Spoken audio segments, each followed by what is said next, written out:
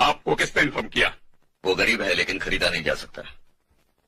कौन है वो? नाम क्या है? नहीं बताऊंगा। तो ये इन्फॉर्मेशन आपको ट्रांसफर कर देनी चाहिए थी।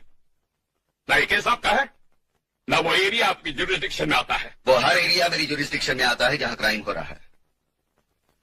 मेरे एरिया के बाहर एक गुंडा एक औरत से बलात्कार कर रहा है तो मैं इसलिए चुप रहूं क्योंकि वो एरिया मेरा नहीं है। मिस्टर लोहार, पुलिस वालों को अगर कुछ अधिकार दिए गए हैं तो साथ में नियम के कुछ बंधन भी। तुमने उन अधिकारों का गलत इस्तेमाल किया है। फिर वो लोग तो सरेंडर करने वाले थे, फिर भी तुमने उन पे गोली चलाई। Shoot to kill, that amounts to murder.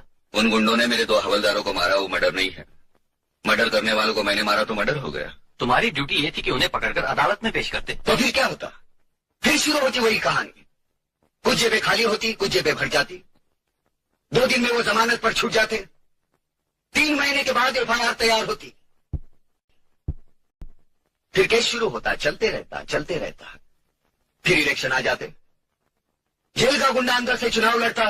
उसके गुंडे डरे हुए लोगों को और डराकर जबरदस्ती वोट लूटते। जेल का गुंडा एमएलए बन जाता। वो खुश, आप खुश।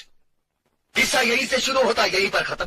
कलाबाजी की तरह आजकल एक और बाजी पाई जाती है, आदर्शबाजी। नशा है एक तरह का। मिस्टर यशवंत लोहार, जब तक आप अपना रवैया नहीं बदलते, खुद को नहीं बदलते, तब तक मैं आपको न मैं बदलूंगा न तो मेरा रवैया बदलेगा। अगर आपको बदलना है तो वो शपथ बदलिए जो कमीशन के वक्त दी जाती है। भारतीय संविधान के प्रति निष्ठावान रहूंगा। भारतीय गणतंत्र की रक्षा के लिए प्रयत्नशील रहूंगा। धर्म, भाषा, जात पात के नाम पर लोगों में वैमनस्य फैलने नहीं दूंगा। संविधान ने मुझे जो अधिकार दिए हैं उसका इस्तेमाल निष्पक्ष होकर ईमानदारी से करूंगा। बजाय इसके, भारत मेरा देश है, बेईमानी मेरा जन्मसिद्ध अधिकार है, सभी भ्रष्टाचारी मेरे भाई बहन हैं, भारत के सभी गुंडे, लुटेरे, बलात्कारी, हत्यारे मेरे रिश्तेदार हैं। उनकी सेवा, उनकी समृद्धि मेरा परम धर्म है। जिंदगी भर मैं उनके प्रति निष्ठावान रहूंगा। It should be like this, you know. It should be like this, don't you think? Mr. Yashwant Lohar, you are suspended till further notice.